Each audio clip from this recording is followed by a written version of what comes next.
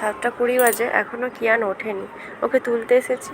আমাদের কাজ হয়ে গেছে, খাওয়া হয়ে গেছে, এমনকি রান্নার তরকারি কাটাও হয়ে গেছে। আর এদিকে আমি রান্নাও চাপিয়েছি। মা তো সরকারডাঙ্গায় বীজ কাটতে চলে গেছে। আমি উঠে পড়েছি, মুখ টুক ধুয়ে দিয়েছি আর এই খাওয়াতে নিয়ে এসেছি। সে অনেক কিছু করে এখন বাবুকে খাওয়ানো হচ্ছে, সে কিছুতেই খাবে না। এখন 8:15 বাজে, আমার রান্না সব কমপ্লিট হয়ে গেছে। এবার এই কটা ধোয়া আছে, এগুলো সব ধুয়ে নেবো, তাহলেই হয়ে যাবে।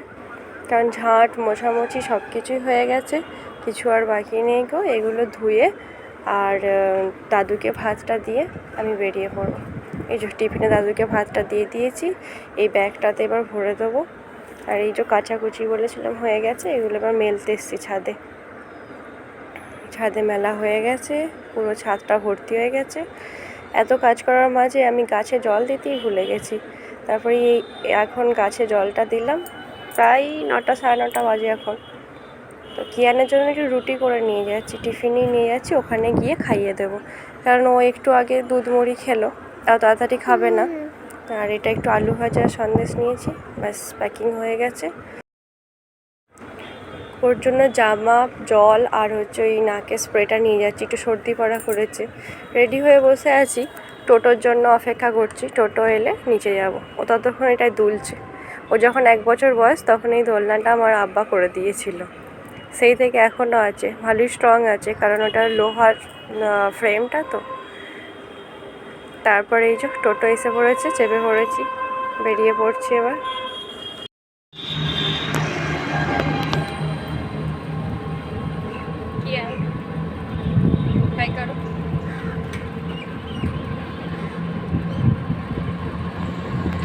এটা পাঁচড়ার ভিতর রাস্তাটা, দুদিকে মাঠ। এখন ধান টান কাটা চলছে, আলু বসানো চলছে।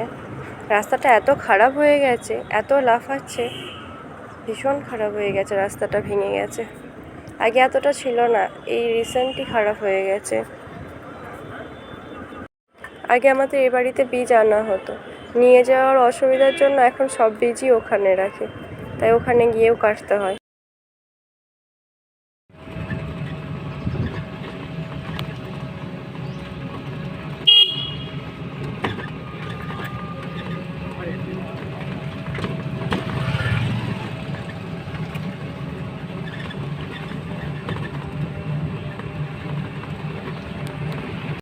বীজ কাটা হয়ে গেছে, এই যে হাতের অবস্থা এরকম হয়ে গেছে।